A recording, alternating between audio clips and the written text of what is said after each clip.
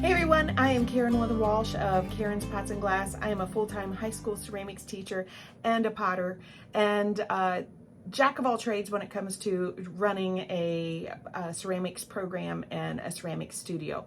So this video is dedicated to maintaining the Pacifica potter's wheel. This is a GT 400. I have 5 of them in my high school ceramics studio, along with a few other brands, Brent's, Shimpo's, and stuff.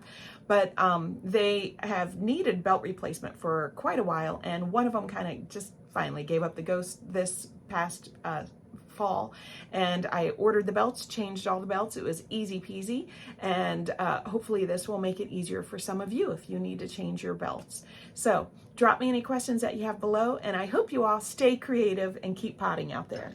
The first step, of course, is unplugging it and disassembling the bottom cover, and I just take that off.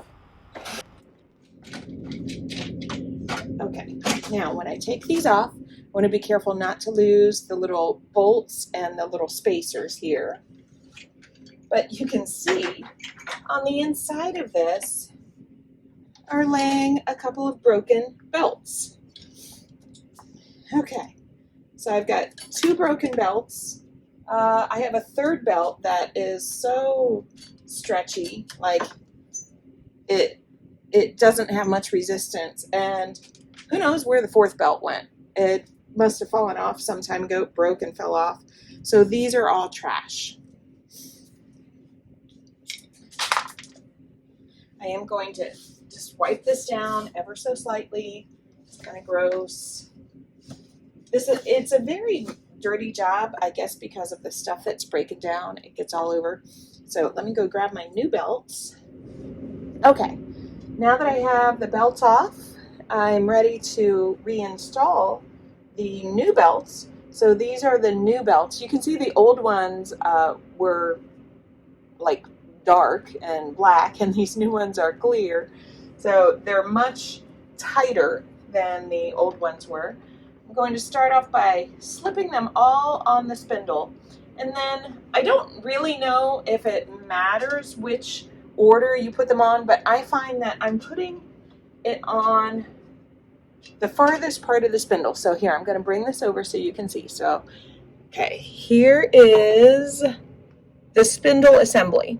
So you can see I'm going to start the first one on the farthest, or the top, maybe the top part of the spindle. Okay, so I'm going to hold that on there, and now I'm going to start this in the groove. Okay, and as I pull this around, I'm also going to lock this over on that side, and then it stays right, it snaps right in. So again, I'm going to pull this over so you all can see. Where's my camera? Ooh. Can you see it's got like, there we go. It's got like 2 positions. So I have it on the back position as opposed to the one that's closest to me. All right. But I'm going to fit 4 of these on there, right? So now the next one, I'm going to put on here. Okay, do it the same way. So this is in the next position. Okay.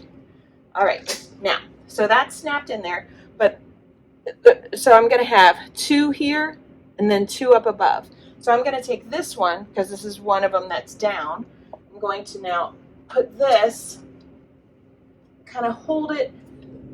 All right, so right now it's in, I have them 2 side by side, and I have one in the front position. But if I take this one that's the second one that I put on that's in the front position, and I push it, it can go up. Oop, try that again. It's going to go up on top. Okay, if I can get it to go around. There we go. Now we're in position. So now I have the lower one and then the upper one. Now I'm going to put the next one. It's going to be low. Okay, so this is the 3rd one. Okay.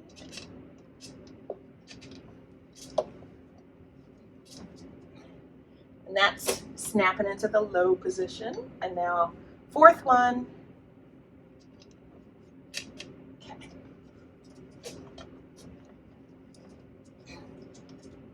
There we go. All right, now you can see all 4 of them are in there. They're in the groove and they are all functional now.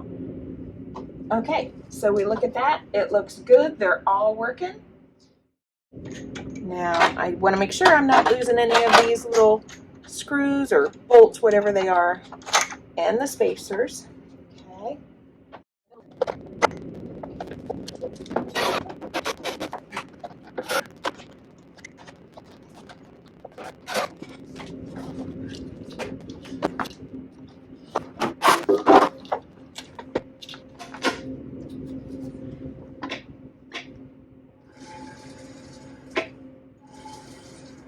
Fantastic.